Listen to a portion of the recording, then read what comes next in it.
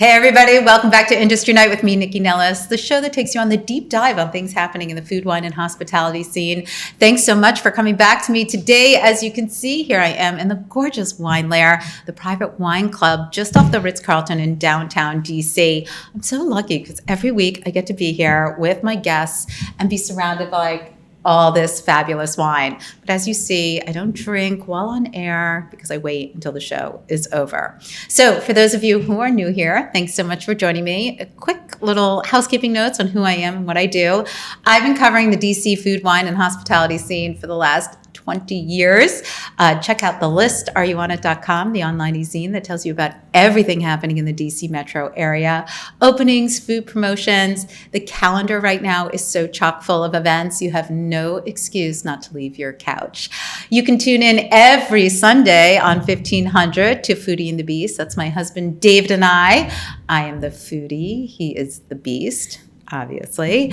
We've been doing that show now, a food and wine variety show for the last 14 years, 15th anniversary coming up very soon.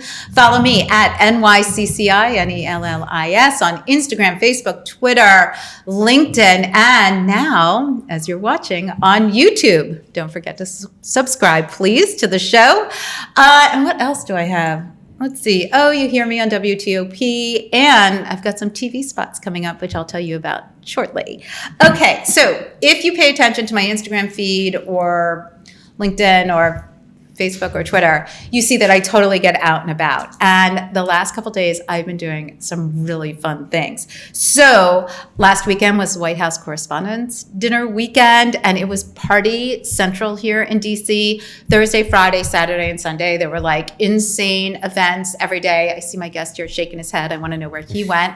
I was at the ambassador's residence, the Japanese ambassador's residence, for the modern luxury party on Friday night. It was super snazzy, lots of sake, lots of champagne, lots of friends we know, pouring great drinks like the Prestige LaDroit guys. And and Ari Wilder was also there from the new Capo. He was pouring drinks as well, but lots of great food, Wagyu, sushi, etc. But honestly, it was the people, great people watching and so much fun. Also, I really went to a fabulous place that just opened here in DC. So now back in December, Eater asked me to do a write-up for them, Eater DC, about what I was anticipating in 2023. And one of the specific questions was about what was I looking forward to that was opening up in Washington in 2023. And I said, Love Mercato, because I was really excited for Love Mercato. So if you don't know about it, it is now open. It is next door to L'Ardente. It is owned by David Deshays, the chef of L'Ardente, and Unconventional Diner, his business partner, Eric Eden, and they have partnered with, I want to make sure I say his name right, Makatu Akua, who actually used to work at Sushi Taro a long time ago before he blew it up in Miami. He brought up with him Jonah Kim, who also used to be in town. He worked for Mike Isabella when he opened up Pabu in Arlington. So it kind of felt like old friends week when we went there earlier this week. So it's 3 sections. There is a sushi omakase, there is a barbecue, and there is an izakaya. Those are the restaurant concepts, and then there's a to-go area that is not opened yet. We did the barbecue. When you go to the barbecue, you're sat in front of this gorgeous grill. You grill your own meats. It's either Wagyu, Japanese Wagyu, or American beef. It is a plentiful selection, complemented by lots of pickles and rice. Of course, there's other things to order. So pro tip, get that avocado. Look at my Instagram feed. It is, I don't say the F word on this show, but it is so good. So definitely check out that avocado. They also do a tableside toss of an Asian slaw, equally delicious. I cannot wait to go back for the omakase. And I also did, because I have so much time on my hands, a quick trip up to New York because the Culinary Institute of America was doing an incredible award ceremony for their alumni. It was the Alumni All-Stars. So Roy Choi, Nina Compton, Duff Goldman, Melissa Rodriguez were just some of the people who gave terrific award presentations. And also, I mean, there were other superstars there like Thomas Keller and Michael White, just sort of milling about. So it was really amazing to me to get to hear the stories of people like Michelle Rodriguez and Roy Choi and Dina Compton talk about how the CIA really helped them make their passions their profession. And a lot of times there wasn't a dry eye in the place. Their stories are really compelling. But that really brings me to my guest who's here today, who should have been at that event. He has not gotten an alumni award yet because he's not there yet, but he's going to be. So fellow New Jersey native, Michael Friedman, I call him Mikey. He's been a mainstay in the DC dining scene for more than a decade. Here's what I love about Mikey. He radiates positivity and goodwill. He always has a smile on his face. And that comes through in his cooking and in his restaurant concepts. And I think it's really important because as a CIA grad and working in kitchens, we're going to get to all of it. I think so many people think of older chefs as always having a scowl on their face and yelling and throwing things. And yet here you are, very successful, 3 current restaurants, a 4th one on the way. We have Red Hen, you all know Biden was just there, All Purpose, Navy Yard and Shaw, and the forthcoming, and I cannot wait, yes, Aventino in Bethesda. So, hi, Michael Friedman. Hi, Mikey thank you Friedman. for having me. Thank you for joining me. So, fellow New Jerseyan. Yes. Let's talk about growing up in New Jersey. Sure. What was it? What was your childhood like? You know, how were you raised? Were Sure. you raised around food? Was food super important? It's a great question, a question I think that so many chefs get asked about. And I'd like to say that I don't have that story of sitting on my grandmother's counter, rolling pasta or making matzo ball soup in my case. Right. Food was central to my household growing up, and we hosted most of the events. Most of my family was in New Jersey or New York, and they'd come out to Westfield where I grew up. But I grew up in a wonderful household. I grew up with a dad that worked a lot, that commuted into the city, and that was, I think, took a toll on him. My mom worked in town at a local shop. We walked to school, my brother and I. My brother's about 18 months older than me, so we were pretty tight growing up, and it was a great household to grow up in. I don't have any bad memories, and I grew up as the younger kid and traditionally the little bit more of a mischievous child, a little bit more of an extrovert than my brother, who was an introvert at the time. And so I was kind of the goofball. And I love that about me. And I think I carried that into adulthood a little bit. And part of coming into the industry was because I could be myself. And I had done some work prior to coming into the restaurant industry that I felt like I was a little bit caged. So my upbringing was wonderful.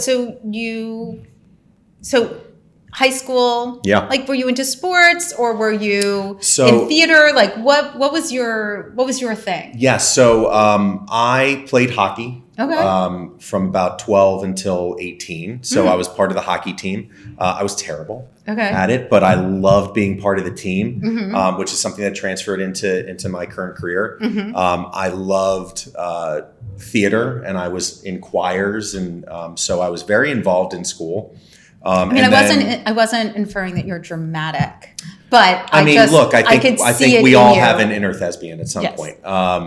I worked when I was 15 years old. I worked in a deli when I could make my own money. I'd walk to Duke's Deli, which was a couple blocks down from the high school, and I worked 3 to 5 days a week. Got paid under the table. Right. Pretty sure it was controlled or protected by the mafia. So literally every month there was a guy that came in. New Jersey. A guy came in with a suit, and the owner, George Snell, would just say, "Hey, look, like, make him this order," and just hand it to him in a box. And I'm like, "Okay, that works for me." That's cool. But I loved that part of my career as well. I kind of outgrew it when I was ready to go to college. And my brother was, like I said, he was 18 months older than me. He skipped a grade. And he was always, I think, thought of in the in the family as like the kind of dedicated, driven one from a business standpoint. I like to say that my brother like was born ready to work, and loved the idea of business. My grandfather was a very good businessman and ran a wiring company out of New Jersey. And my brother kind of sought to follow in his footsteps in terms of kind of being successful in the business community, which he still is now, working as a private investment banker in New York. But my parents like to say that my brother was going to be a banker and I was going to make ice cream at Ben & Jerry's. Right. So that was kind of the dichotomy in the household. To make you feel like that I'm the eldest. Yeah. So my sister's a lawyer, Yeah. the middle one, and my brother, the youngest, is a doctor. So, my parents used to sort of be like, I have a lawyer, I have a doctor, and I have a Right. I have a creative. Right. And I went to college. I went to Boston University. I went to Simmons. Oh, there you go. Yeah. I mean, I didn't do poorly in high school. I was a good student. I went to Boston U with no idea what I wanted to do other than meet girls. And I graduated with a communications degree, so PR and marketing degree. Scooped ice cream a lot in Boston and had a really good time doing that. You did live at Ben & Jerry's. I did for a short time. Right? Yeah, I think There's a Ben & Jerry's in Kenmore Square. Yeah, I think they pictured me in like overalls with like a big hulking beard and like stirring a big vat of cream. But I never got that far into the job. But I graduated and didn't really know what I wanted to do. I didn't know how to get into PR or marketing, and I ended up working for. Excuse me. Yeah.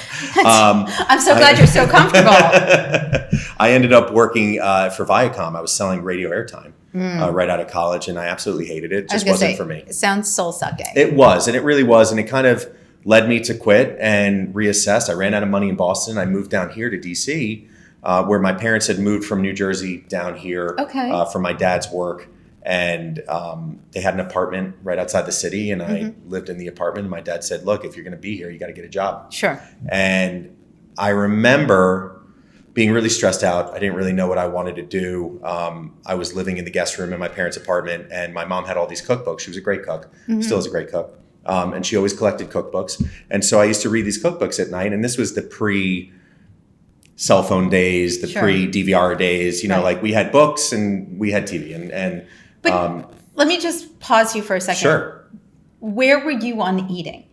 Did you like to, when you were in Boston? Yeah. Did you like to check out the new restaurants? Was that like, I grew up in a family that was all about that. Right. And I still, to this day, when I look at my college life, I'm like, who paid for dinner? Like we were at every new restaurant. I was with a crew that was really into food. That's awesome. But so my question is I see you reading cookbooks in your early 20s. Sure. But how did you feel about eating? I mean, we always appreciated really good food. My dad was from the Bronx and grew up, in a conservative Jewish household, but within this major Italian community right off Arthur Avenue. Sure. And so his desires to go out were large. So he wanted to always go out, and he was of the Frank Sinatra realm, where he wanted to put a suit on and go to a steak dinner or go to a fancy Italian restaurant.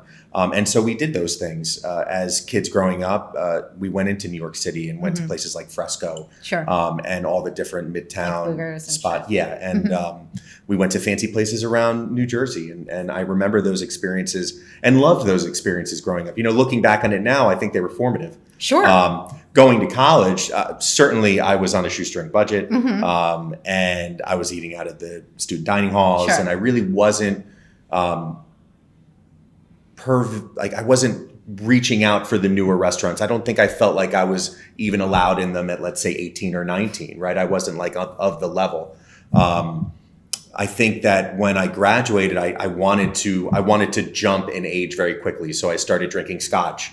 I started trying to find out what was my drink. I was drinking martinis, and trying to slam them down because I didn't know what I was doing. That gives me a headache just thinking I about it. mean, so I started to cultivate some of those things after graduating from college and wanting to be a man, wanting to kind of make that transition from like this young 21-year-old kid to someone that was respected, so to speak. And that's what kind of drove me into wearing a suit and tie and going into a cubicle job.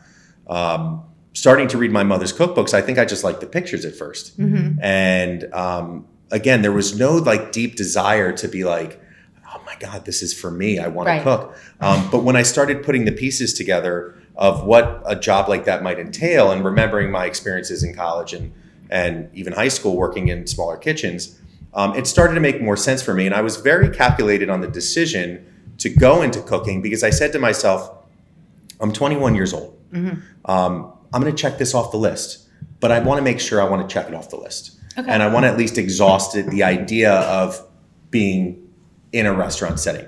I'd never been in a professional setting like that before. And so I sought out to find a job. And that was really, really hard for someone with zero experience at 21 years old. Right. And I broke it to my parents that I wanted to do it. And they were very, very supportive. That's nice. And my father, who worked his way up in a job that was soulless in TV airtime sales, hated his job, said to me, look, if you find something that you love to do and you figure out a way to get paid for doing it, he's like, you're ahead of the game. And so great advice. Yeah. And that kept with me throughout my career and still drives me to this day. So through a friend of a friend, I got hooked up with a job as a prep cook at Monami Gabi in Bethesda, Maryland. Wow. And I remember getting handed a chainmail glove my first day. And I remember the manager at the time who gave me the job said to me, hey, look, don't mess this up. This is my name on the line. And I was like, okay, man. Like I'm gonna try my best. Right. And from day one, I loved it. And again, wait, so they gave you chainmail glove. What were you doing? You're shucking oysters? No, chainmail glove so I wouldn't cut my hands. Oh. So I was cutting mirepoix. I was a French restaurant. I was cutting mirepoix. I was making compound butters. I was cutting onions for onion soup. Sure. And from the first day I was there, I loved it. And I loved it because it was a clean slate. Right.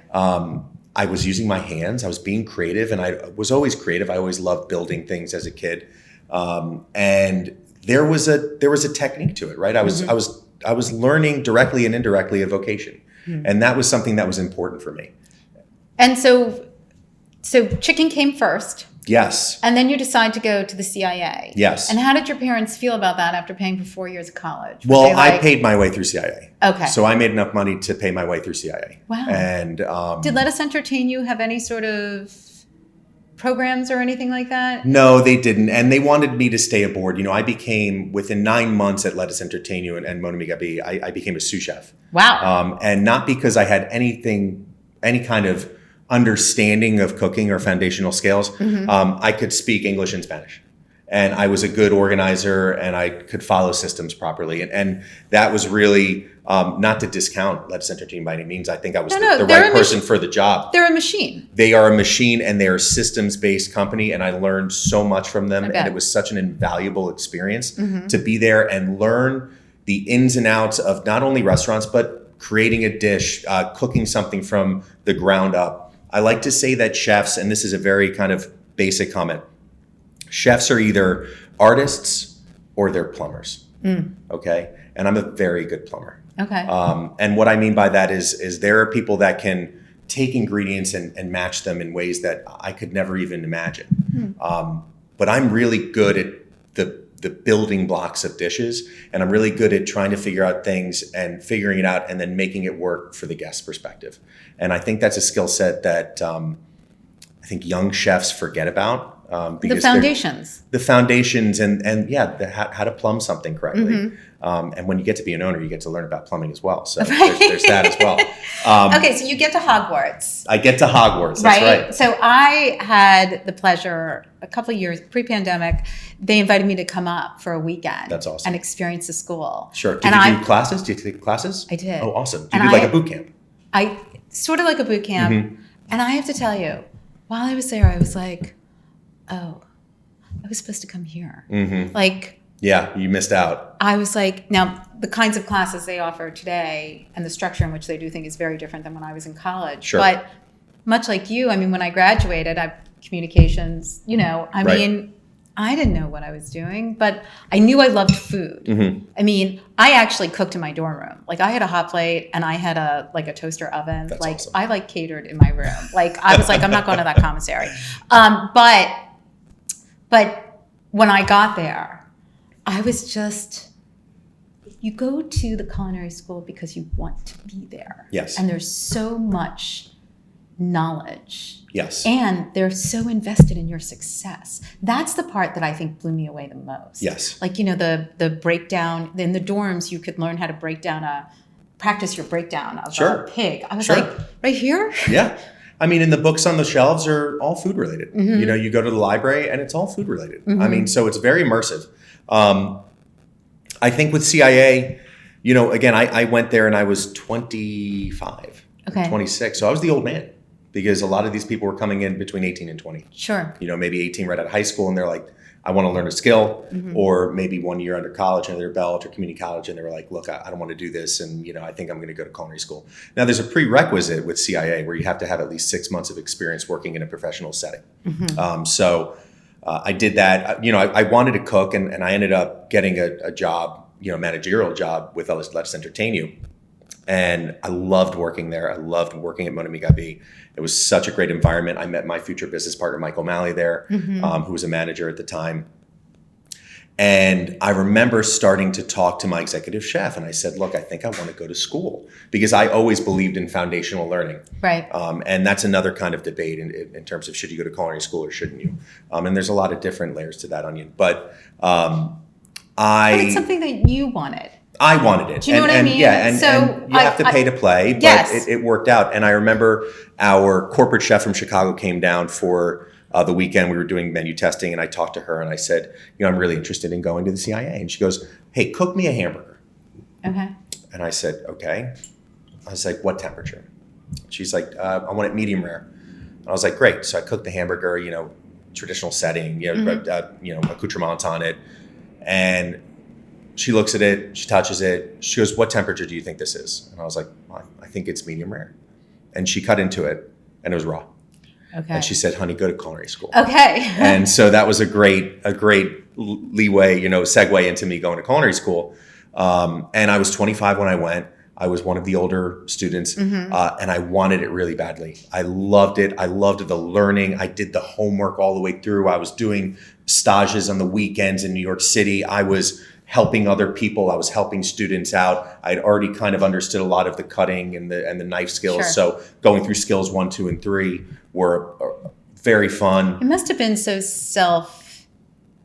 I don't want to say self-satisfying, but when you find it Yes. and it clicks, Yes. it must feel really good. It's a warm, fuzzy feeling, Yeah. right? And look, I get that warm, fuzzy feeling every day going into work, you know? And look, some days are colder than others and some days are hard, but that's like, I like to say, everybody's like, oh, the restaurant industry is so hard. I said, well, if you want to be successful in anything, it's going to require sacrifice and a different set of stresses and strains. This is just my path. There has to be challenges in life. If you want to be successful, there's Right. going to be. There has It's to be. just that nothing comes free and nothing that is successful comes easy. I agree. And I loved culinary school. I graduated top of my class. I made a lot of friends. Can we just talk for a second, though, about your stages over the weekend Sure. in New York? So did the school help you? Did the school want you to have those things? Or did you go to the school and say, I want stages? And they're like, okay, here's our alumni. Right. Call them. Like, how did that work for you? So CIA is wonderful in doing that. And they have a huge network and they meet in all cities. They meet here in DC. Right. I didn't go that path because I talked to individual chefs that I was working with or who were my professors at the time. And I said, hey, look, I'm going into New York this weekend. I'd love to stage at a restaurant. And they're like, well, I know this person, this person, this person. I was like, great. And so I'd go into New York and I'd do a stage. So when you did a stage, for people who, like, we all hear about stages. Sure. But I don't know if the layperson really understands what a stage is. Sure. Do they pay you? Are you just thrown to the wolves in the restaurant? Like, they don't put you on the grill, right? Or do they put you where they need you? Like, what happens in a stage? So there's no definitive answer. Okay. And I hate to say that because I'd love to give you something that's really clear cut. Stage is short for a stagiaire, which is basically someone that is able to enter your kitchen and you work without pay. But your payment is education. And your payment is knowledge and your payment is connections. And that's what, those three things are what builds great success. And for you to do that, for any cook to do that, I think is invaluable. It really helped me not only as a student in CIA, but I staged all throughout my career. I wish I could still stage, just to meet people and see different techniques and see how a different kitchen just might for inspiration. operate. Yeah. Inspiration, but also how would I make myself better or my business better? In many ways, I do stage by doing events in other cities with other chefs. Sure. And so I'm able to learn things from other people or see how a kitchen is set up and be like, wow, that's really smart. And then bring that knowledge back and be able to make myself better or my company better or the people that work with me better. But some stages I've done, they're like, hey, you're on family meal and you're cooking for everybody tonight for pre-shift. Wow. Some people are like, hey, I need you to help plate up on amuse-bouche. Some people were like, get off the kitchen line, just watch. Some people treated you really nicely. Some people didn't even see you. Right. And that depends on the type of kitchen. And you want those experiences to learn So how did you go to back? react. Did you go back to certain kitchens? Were there certain kitchens where you're like, I feel like I can learn more here? Or were you like, no, it's a one-day thing?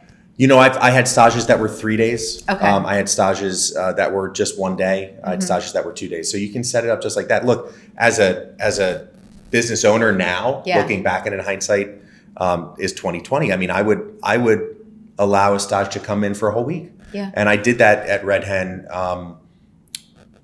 for even a cook that wanted a job with us. I said, hey man, I don't have anything available. And he was like, well, can I continue to stage? And I'm like, yeah. And this guy staged for like 2 weeks. And I was like, I have to hire you. I'm just going to hire you. And he ended up being a sous chef for me for like 3 years. Isn't that amazing? It's awesome. And look, you have to be able to be open to those experiences to be able to pass them on, because we can't take it to the grave. You have to pay it forward. You have to teach people. And I'm not the best chef out there. I think that I'm pretty good with food. I'm really good with culture. I found throughout the years that I'm really good in building great teams, really good at inspiration, and really good at building really great systems. I like to say that my restaurants, and I have 3 going on Aventino and AP Shop to make 5. And I like to say that my restaurants are corporate systematic style restaurants masked in independent neighborhood joints. And that means that we've had enough experience in systems and management to build a safety net for every kind of situation that comes our way, so that the culture in the restaurant's great. The people in the restaurant are happy. They have a great work-life balance. And those are the things. It doesn't matter if you cook the best dish that you've ever, like that anybody's ever tasted. Right. If you're not good at the other stuff, you will fail.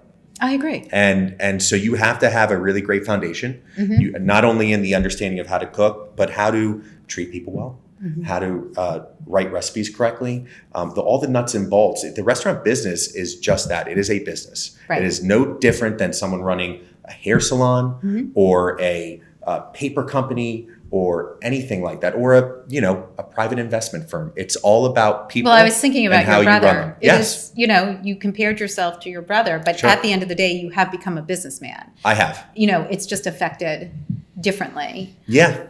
So let's talk about, you leave culinary school. You're doing all these stages. You come back to DC? I or you do. going to New York? So I left culinary school with a job. Okay. So I had a job about 2 months before I graduated. Jose Andres came to CIA and did a demo with Ruben Garcia, who's now one of my close friends. Right. And Who I adore. oh, he's a sweetheart, isn't I know. he? Yeah, Oh, he's great. So delicious. And they came and did a demo, and it was a Cafe Atlantico demo and kind of a mini bar demo. Okay. And I sat in on it, and it was in the theater, and you're looking down, and these guys are creating spheres and Right. cutting a tomato so differently than you would ever think about it. And I said, oh my God, I have to work for this guy. And as I was closer to graduation, and I had done my externship at the Museum of Modern Sure. Art in New York City, they had just received their best restaurant in the US from James Beard, and they had just received Michelin stars. So it was really great to go into that environment and learn how to be a professional under people like Gabriel Kutter and Peter Glander and Sandro Romano. And I wanted to continue kind of that craft part. I had an opportunity to go front of the house as well with Charlie Palmer. Okay. And I chose to stick in Ariel? and go through their front of the house wine somm program. So I was very interested in wine at the time. Right. And I loved the whole process of it. And I really was very intrigued by that. And then the teacher at CIA, which was at the time, the restaurant was Escoffier, which is now Bocuse, wanted me to go into that program in the front of the house. But I ended up choosing back of the house and contacted Think Food Group, and they didn't have any positions at Cafe Atlantico or Minibar. Were you interested specifically in molecular gastronomy? I was just interested to get to the top of whatever Think Food Group was doing, right? Okay. Like they were on the edge. It was El Bulli stuff. It was really, really unique. And so I really wanted to go that route. In the end, I got placed at Zeytinya. And so how old was Zeytinya at this point? This was 08. Okay. So I want to say they were just 4 years. Yeah. Probably 4 years. Yeah. And 5 years, maybe 5 years. They were open 5 years. And so I walked out of there with a job. But I will say they were still killing it. Yes. And they're still killing it today. I mean, and they're bigger. It's they've amazing. expanded and they're doing millions more than we were doing a month. But for people who don't know, when Zeytinya opened in Penn Quarter, which at the time was sort of this restaurants were opening up in Penn Quarter. It was brand new when that was happening. Yes. And Jose opened up a restaurant that not only featured the food of Greece, Correct. but also all the wines were Greek. I mean, he Correct. was hardcore on it, and everybody at the time, I had just started my career. Everybody at the time was like, I mean, what are these? I mean, everybody was kind of annoyed initially. Sure. But he obviously has incredible foresight and saw, no, this is the future. Right. And I think that with Jaleo, he saw that people were apt to the Mediterranean diet. Mm-hmm. And so Zeytinya really is an amalgamation of Greek, Turkish, and Lebanese food. Right. And so you're very correct. Like the wines were Greek and Lebanese. And Lebanese, yeah. And it was such a unique place to work, and I loved it. I dove into work. My dad was diagnosed with cancer right after I graduated, and died not long after that. And so I was tasked with making sure my mother was okay. Sure. And also tasked with my own mental health. And so I dove into work. I mean, I was working 14, 15-hour days, 7 days a week, and just to, escape. And, while not the healthiest choice in terms of the physical burnout, it propelled me in that company, and I was able to grow in that company really, really nicely and with wonderful people. And I loved working there. I loved working for Think Food Group. I've never worked somewhere what I didn't love. I'm very lucky. Right, because you went to Proof next, right? I went to Proof after. Yeah, I actually went to Zeytinya, and then I went to Jaleo. And then I was kind of burnt out. I needed a break. And so I took a break for about 2 months, and I was able to travel with my mom to the Mediterranean. That's so nice. And it was lovely. And we went to Turkey and Greece and Italy and Malta and Sardinia. I mean, it was a really great trip. And came back and was introduced to Haider Karoum at Proof, and he was looking for an executive sous, and I was like, yeah, I'll do it. I'll stage, and I liked it, and I loved the kitchen, loved the people, and I was able to. Mark, first of all, talk about your interest in wine. Yeah, I mean, Mark that was Culler, the mecca, right? Right. Mark Culler, at the time in D.C., had the largest personal wine collection. Yes. He had over, personally, 10,000 bottles of wine in his house. And he used to bring them, and we used to sell them at the restaurant. I know. Which was, fascinating. Legal? I don't know. It was Wild West stuff. Right? Yeah, totally. It was just Wild West stuff. Totally. And a lot of that restaurant was Wild West stuff in a great way. And, I learned how to cook off the hip and, we've got these turnips in house. They just came from the farms. They gave us 10 pounds. We got to move them. Right. Great. Let's figure out a dish. Love it. Great charcuterie and cheese selection. But so it was learned a lot also, about that. Proof was sort of at that time where the restaurant industry in DC was popping, right? Like young people like you were interested and interesting and looking to do new things. Sustainability was a huge, sustainability, whole animal, like all these sort of words now that were like, yeah, no, duh, like everybody's doing that. Right. But it was all new then, local, working with farmers, like all that kind of stuff was now becoming part of the fabric. Right. And I agree with you in fabric nationally, but in DC, it had been something that we were doing for a while. I mean, I was doing whole animal butchery at Zeytinya since I started. I guess nobody was just talking about it. Right. And we were spit roasting whole lambs and lamb shoulders, and we were getting whole porks in from Bev Eggleston. We were getting, lambs in from Pipe Dreams Fromage. And I mean, we were utilizing all the different farms and produce and bounty of this area of the Mid-Atlantic in a way that was very reminiscent of Northern California. And so we were at the forefront of that. And I think that utilizing farms, utilizing, Path Valley and Earth and Eats and Moon Valley, we've been doing this for decades. Right. Fresh farm markets, going to the market in Penn Quarter was something that the chefs did every Thursday. Right. So these were still things. see them walking around with their carts and picking things up. Very reminiscent of Union Square, in New York. So these were things that we were doing for a while, and New York had been doing them for much longer, but not talking about it. But when it became part of that national fabric, sure. I mean, I think DC got a lot of press. Well, but I also think you have, maybe we could talk about it then and now have it be part of the conversation, because you had a more educated food consumer and a more educated diner. In DC. Nationally, Food Network, for better or for worse. Right. Food blogs, the interest in food and food culture changed dramatically in the late 1990s and early 2000s. I would agree. Yeah, I mean, certainly with the advent of Food Network and look, Bobby Flay, Emeril Lagasse, Ina Garten. Think about Top Chef. I'll be honest, I've never watched a full season. Yeah. It's not, competition. I know you've done shows and done that kind of stuff. I've only done one. I don't believe, I'm not one for food competition. It's a turnoff to me personally. Yes. I did one, and the stories. Okay, I know, but I don't know the terminology for it, but I get, is it secondhand embarrassment or something like that? Like I leave the room during Seinfeld. Sure. Right. Do you know what I mean? Like when George does something stupid, I'm like, I can't watch this. Yeah. So competition shows are not for me. Sure. But they're superstars. Chefs are superstars. It elevated everybody. Gourmet magazine in 1999 or maybe 2001. I went to one of their big events as I was launching the list. And so it must have been 2001. And that was the year that they put Eric Repair and 5 other chefs on as a band, as rock stars. Right. And Ruth Reichel actually said to me, she's like, that was our worst, the least bought one. I was like, oh my God, I got it. Right. It spoke to me. So, chefs are now, restaurateurs are now, 20 years later, seen in a different way. There's no doubt it's seen in a different light. I mean, I agree. I don't see myself in that light, only because I see myself as a business person trying to do good business and I appreciate growing. that, but you also see when you're in the restaurant and you're cooking, what it means to somebody when you touch a table. Sure. Right? Of course. Right. What that's like. Right. Well, restaurants have become just a completely different animal. Right. Well, that's where people spend their money. Exactly. And you're right in the sense of a discerning guest. And I think in DC, it's been a really great environment to learn and grow in because, we're very sneaky, a very cosmopolitan city here. I mean, we have every nationality.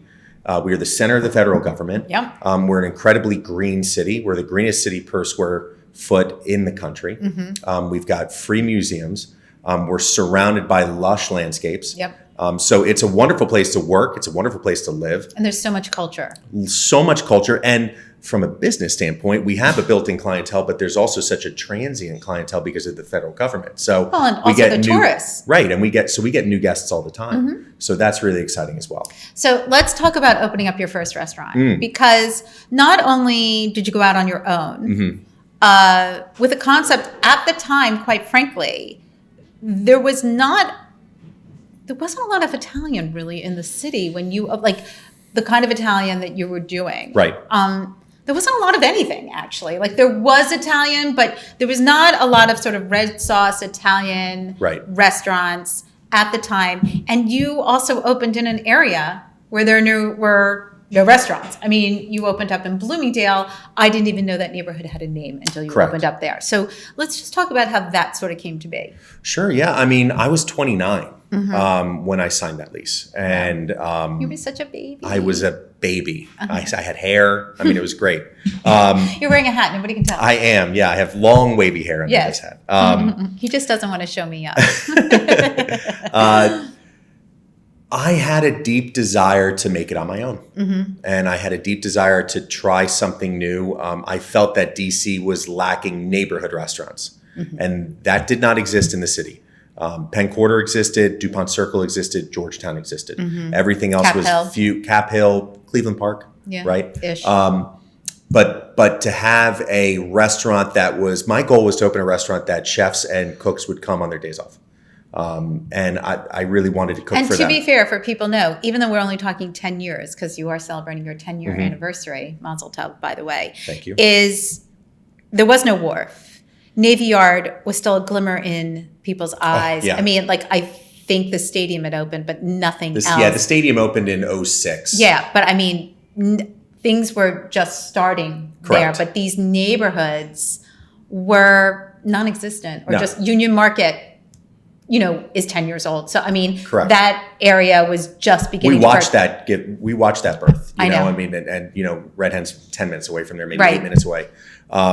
We wanted to create something in a community, and we were destined to build something that would survive by built-in clientele, by local people, and we wanted to be part of a community. And I think that was really important for us, and to create something that was seasonal, comforting, and creative, and had a good vibe.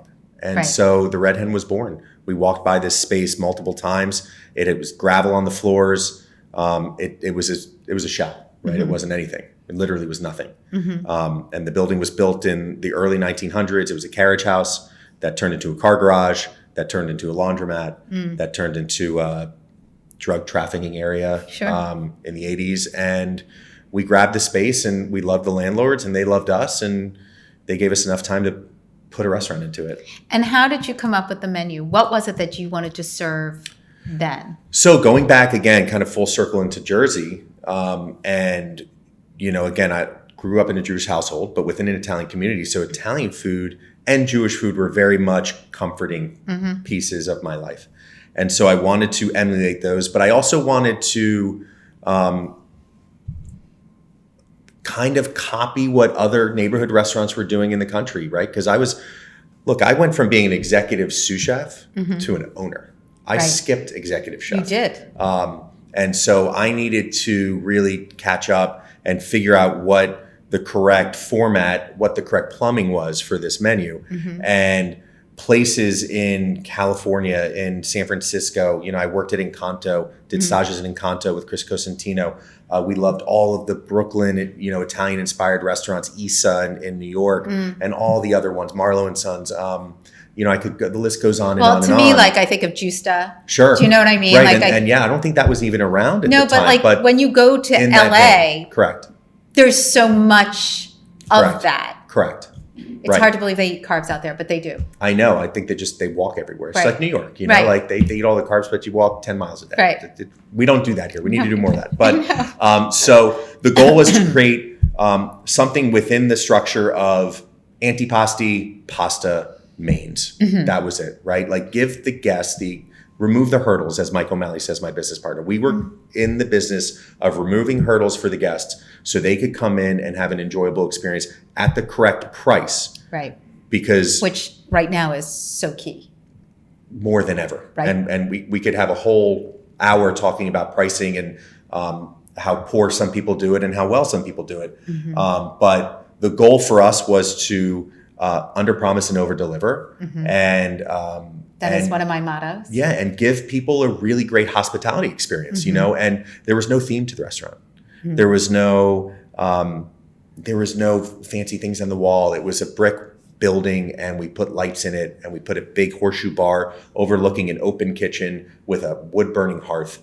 And the grill, which now you can see that grill in a lot of places. Yes. But you guys were the first ones, I believe. So we were the first ones in DC to have a Grillworks grill. Yeah, correct. Which and it's a centerpiece. It is. And Ben Eisendrath is the owner of that company and lives here in DC.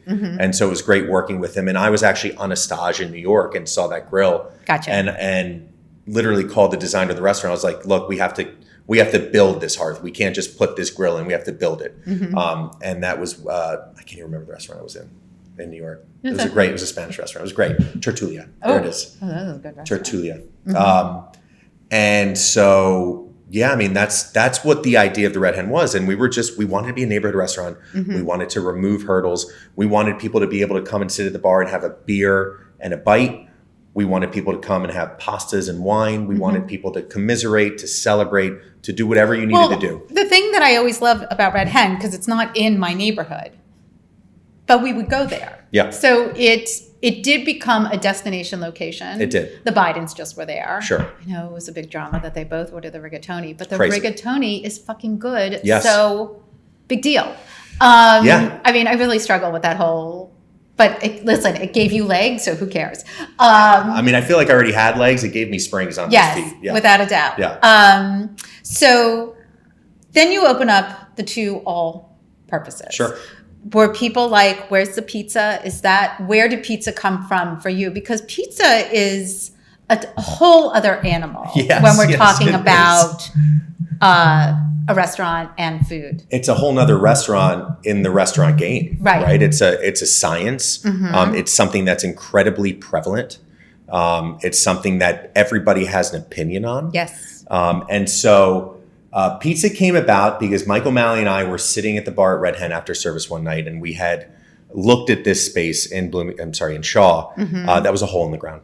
And we'd gotten in front with the developer, and they were like, look, we really love Red Hen. We'd love for you guys to do something here. We know how close it is to Red Hen, so we know you're not going to do that. But the space is yours if you want it. And Mike and I were talking, and Mike and I, as I said, we met at Mon Amiga B.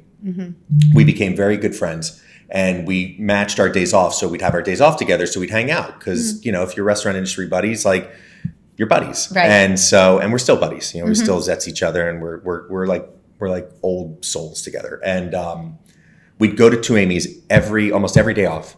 And we'd go there. We'd eat as much as we could. We'd drink as much as we could. We'd stumble down to bourbon after for a drink. Sure. And we were talking about how kind of convivial that space was. And I was like, I mean, what about, do we do pizza? And it was like, oh man, we got to do pizza. That makes so much sense. And then from there, it became a little bit clearer in the sense of why we should do pizza. And with all purpose, I like to say that it's a love letter to my youth growing up in New Jersey and New York. And at the time, everybody was doing Neapolitan. It was the rage, right? Everybody had the dome oven. Everybody had the pizza kissed with smoke. Yes. Obviously, Tuami's was paramount in that craze here in DC, being open over 20 years. Peter Paston might be one of the best chefs in America. Yep, without a that doubt. consistently gets, in my opinion, overlooked. But the way that he cooks, the style in which he cooks, and the generational gift that he's given with his son is incredible. But I said to myself, if everybody's doing Neapolitan, we're not doing Neapolitan. So smart. Just doesn't make sense to be another fish in this ocean. Let's change it. And deck oven pizza was what we grew up on, right? Yeah. You went to Jersey, you had a slice. Pizza Palace. For me, Ferraro's, Cosmos, Gennaro's, Right. which all became names of pizzas when we opened at All Purpose. And so it took me about a year and change to develop the dough, to be elevated and in the right style. And then we opened up All Purpose. And we were able to give the guest a new experience and give the community something new to be excited about. But also in the same vein of Red Hen, you opened in an area that at that point in time, correct. I mean, Buttercream opened up with you, next door to you. Sure. But there was nothing. Right. Shaw 14th was not Street was all the rage at the time. right. Logan Shaw Circle. was not Shaw yet. Not it yet. was coming. Correct. And now obviously it is. Again, a neighborhood Correct. that really, it had a name, but nobody could tell you the confines of it. Correct. Do you know what I mean? We became a neighborhood joint. And Right. that was the goal. Right. And we were able to do that. And then you execute down at the Navy Yard. We executed down at the Navy Yard. Yeah, we had an opportunity in that building as well to open up on the river. And again, going back to that idea of when we opened up Red Hen, where someone would say like, hey, you want to open up a restaurant on the Anacostia River? I'll be, you have to pay me. Right. I mean, a lot of money to do it. I couldn't even, listen, I was in on a pitch meeting because they wanted my advice. Yeah. And it was about that area before any of it was built up. They were going to do, it was before Union Market, but they wanted to do a food hall, which was a national trend that DC did not have at that time. And I was like, I mean, I hear what you're saying, but I'm not driving just don't down see there. it. Like I could not, so I could not see it. Yeah. And I've told this story before. When Union Market, when Jody McLean and Steve, whatever his last name is, when they were going to do Union Market, they did a dinner at Sidra Foreman's house in Shaw. There was nothing. Right. And there was a bunch of people there. I don't know how I got invited, but I was there. And it was like the Sweet Green guys before they were Sweet Green, and like Septime Weber from the ballet. It was all these interesting people. And they presented Union Market. And they had bought the 11 acres. And they were like, this is going to be the meatpacking district of DC. And they were in the process of building Union Market. They were saying, this is going to show you that if we build it, they will come.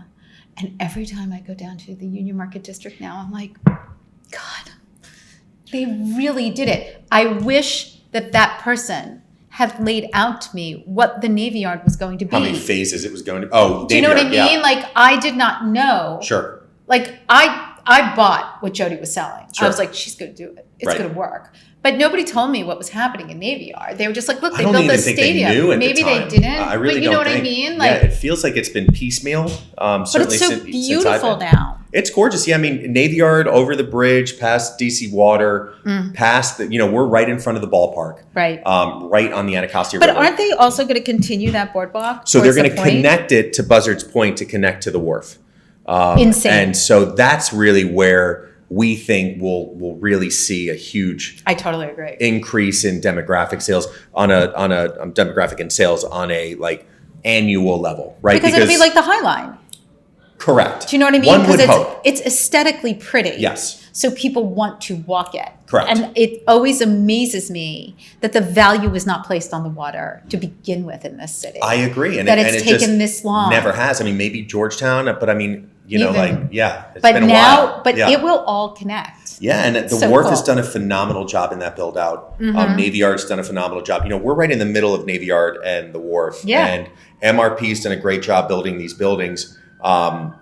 It's just we need the connection from everything. But you've got the ballpark, you've got Audi Field. Hopefully they revive RFK, and all of a sudden you've got this sports corridor, Right. as well as massive new residential buildings that are apartment and condo living, and then you've got the retail aspects that are all surrounding all of those areas. It just there's a saturation point right now that I think all the businesses are feeling, and so I don't know how much more they can really fit in. I think that also the rents are going to get high enough where you're really going to start to see regional or national companies coming in, but. Let's hope for the better.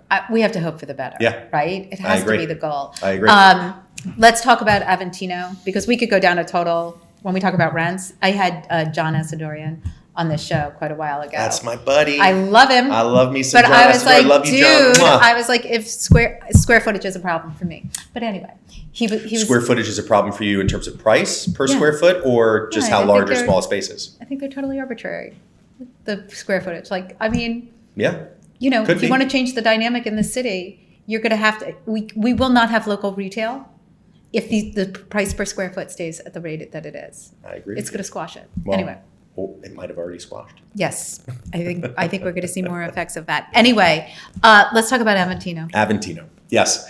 Aventino. In my backyard. I love it. Yay. Aventino is, I feel like I've been in on a culinary course with this project for most of my career, in the sense of the simplicity of Roman cuisine, the simplicity of Italian cuisine, and this kind of connection. We've talked about this in the past, this connection of Italian culture and Jewish culture. And I am not a very good practicing Jew by any means. I eat bacon on Sundays. I do not go to synagogue. I am not a good Jew on paper. Certainly I have faith. You're not religious. I'm not religious, but I love my faith and I love my culture, and I've always been dramatically influenced by it in faithful ways. And so this idea, growing up in New Jersey and having family, generational, grandparents and great grandparents in New York, there is this parallel road, these two parallel roads that Jews and Italians walk, and they never really meet in America, right? They moved to the the U.S., they set up camp in the Lower East Side and Little Italy, so right next to each other. Most of the Italian areas in the country are usually sandwiched with Jewish very true. areas, and but in Rome, you have the second largest Jewish ghetto in the world, the first being in Venice, and so that to me is where they sink. And so it's a really interesting kind of point to start from. So Aventino is going to be a Roman Italian restaurant with an interest and journey into the foods of the Jewish ghetto and the reasonings behind some of those foods. So, I think for some people, though, when they hear ghetto, they think the 1940s. Like, sure. Do you know what I mean? But do the Jews still live in that part of Rome? Yes. Okay. But, in the 1500s, the Jews were moved from Aventino, which is one of the hills of Rome. Right. And they were moved into what is now the Jewish ghetto in Trastevere on the other side of the Tiber. And we called Aventino what it is because it sounds great. It's got it is a great name. Feeling. And the Palatine Hill overlooked Aventino. So the emperor actually looked down onto the Jews. And then the Pope moved the entire community to the ghetto. And the interesting story behind that, I think we've shared this with you before, is that, they couldn't remove the cemeteries and the bodies in those sacred lands. And then in the 1920s, that land was bought by a nonprofit, and they planted a massive amount of varietal of roses. And in what were the cemeteries. So much so now that it's the largest varietal of roses in the world. Wow. In one place. And there's a huge rose festival in Aventino every year in Rome. But as an homage to the culture and to the community that lived there in the 1500s and before, because Jews were the workers that helped to build Rome. And they were brought back from the Holy Wars from Israel. As an homage to the Jews, when you look above, the pathways in the rose gardens are in the shape of a menorah. So, wow. Yeah. So very, very powerful. That is. And so Aventino has a bunch of different layers to the experience in terms of the name itself, and the logo that we created has, rose in it. It has a keyhole for the Aventine garden that has a keyhole that if you look through the keyhole, you can see right to the Vatican. It's like a perfect shot. Wow. Built by a local sculptor, and so there's a lot of excitement there. And how are you executing the food there? What does Roman Italian mean? What is the Jewish influence that you're looking to add to it? Sure. So Roman Italian cuisine is a very simple cuisine that moves around the seasons. So not unlike what we've been doing at Red Hen for a decade, but it gets a little bit simpler and a little bit more bold in its flavor profiles. From a antipasti standpoint, you're really looking at lots of vegetables. So the Romans love their vegetables. You go into Campo di Fiori in the farmer's market in the spring and summer, and it's all I'm thinking is artichokes. So lots of artichokes, zucchini, squash flowers, eggplant, tomatoes, herbs of all different kinds. And then you go into the pastas, and there's kind of the four major pastas of Rome. You've got alla gricia, which is, really, let's start with cacio e pepe, which everybody knows about. Well, not everybody, but most people know about cacio e pepe, it's pretty which popular. is cheese and pepper. Yes. The next level off of that is gricia, which is the addition of guanciale, which is widely used in Italian Roman cuisine. It is the cured pork jowl. And then you've got amatriciana, which is the spicy tomato and a little bit of chili flake with the guanciale as well. And then you have carbonara. Which is my husband's favorite. I love it. And carbonara will make its way onto the menu at Aventino at some point. It might be my secret pasta. I'm not quite sure yet. And then, the segundis, or the larger plates, will incorporate, different types of fish that might have a lean into salt cod, which is a huge, bountiful product in Rome. You might see porchetta on the menu. You might see a stracotto kind of steak, which is a nod to the Jewish ghetto of the braised beef. In terms of the Jewish ghetto food, just like Hanukkah, a lot of things are fried. So fritto mistos are popular. The famous carciofi alla judea, the fried artichoke, will be a centerpiece of the menu. Lots of different types of zucchini. Anchovies are widely used in Jewish ghetto cuisine, and that's something that I very much want to make anchovies great again. So tinned or fresh? Tinned. So cured, right? Yeah. Like cured in the alici style in Sicily and brought up. Rome, and Lazio in general, they produce a lot of things, but they also import quite a bit as well. So it's not unlike New York, where you're not getting everything from New York. But and then AP Pizza Shop's connected to it. And so is that going to be deck oven pizza? Deck oven pizza. By the slice?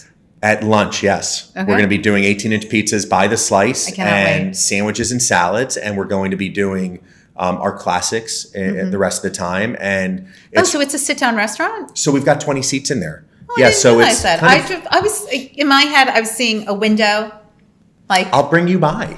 Come on by. It's still a construction zone, but I'd love to bring you by. What's our ETA-ish? Late summer. Okay. So yeah, so For we hit both? some snags. Both. Yeah, both will open. Within 2 weeks of each other. Montgomery County is a fascinating county to work with, and so we're working with them to make sure that we do everything correctly. And I'm really excited about both restaurants. AP Pizza Shop is a reimagining of the neighborhood pizzeria, that I grew up going to. Which actually Bethesda can really use. There's no pizza in Bethesda. There's not. I mean, there's I love Pizzeria DeMarco, and there's... Right, Mia's, but they're all on the other side. That's Mamma Mia's, yeah. No. It's not Mia's anymore. Not Mamma Mia's. Remember Melissa Bollinger, who worked with Peter Patson, opened Mia's, and now it's something else, but whatever. I can't remember. They used to have Haven there, which was great, but that closed. But it's all on the other side. There's nothing in Bethesda There's just no classic New York style pizza there, or Jersey style pizza. So we're bringing the antipasti up. We're bringing the 12-inch, 3-day cold fermented dough up. Great. And all that stuff. And again, it's for us, it's an opportunity to introduce ourselves to a new community. For me, it's a homecoming. Yeah. Because I started my career across the street at Monami Gabi. So which is, it's very exciting. It's really, really exciting. Yeah, it's very cool. All of it is terrific. Yeah. So, tell people, please, where they can find you online, where they can find you on Insta. Sure. How do we follow you? So, do you want me to look at the camera? You can look at the camera. You sure? Yeah, go ahead. I'll break down the fourth wall I if know. I want. Do it. Go ahead. You can find me at Chef Mikey DC on Instagram. Our restaurants are the Red Hen, www.theredhendc.com. We also have All Purpose at www.allpurposedc.com. Check us out. We're in Shaw and Navy Yard, or really Capitol Riverfront. We just are starting lunch this Friday, May the 5th. Ooh. At Cap Riv? At Cap Riv. Really exciting. We're doing some great sandwiches and But you salumi. are you doing lunch still at Shaw? No, there's no more lunch. Yeah, because no that more got lunch. shut down during the pandemic. It did, yeah, and we might reintroduce it. And then Aventino Cucina Romana and AP Pizza Shop open up 4747 Bethesda Avenue late summer. Come and see us, and I would love to meet you. We can't wait. Thank you so much for joining me. It's always today. a pleasure. I'm just going to wrap up quickly. So thank you so much for joining me today. Everything you heard here, you can find on the list, areyouonit.com. We'll totally keep you posted on what's happening with all of Mikey's restaurants. You can check the Buzz column, the Coming Soon column, and when it's ready, the Opening column as well. Again, just a quick reminder, don't forget to follow me at NYCCINELLIS on Instagram, Facebook, Twitter, YouTube, and LinkedIn. And check us out on YouTube. Please subscribe. Ask us questions. If you got something from Mikey, let me know. I'm happy to get it to him. And I want to thank you all for joining me today. There's so much going on in the DC food, wine, and hospitality scene. If you just look at the list calendar and look at the month of May, there are over 400 events happening. Wow. It's amazing. It's exciting. So again, so much to do. Get off your couch, go out, and have a delicious week. We're back, baby. We are back.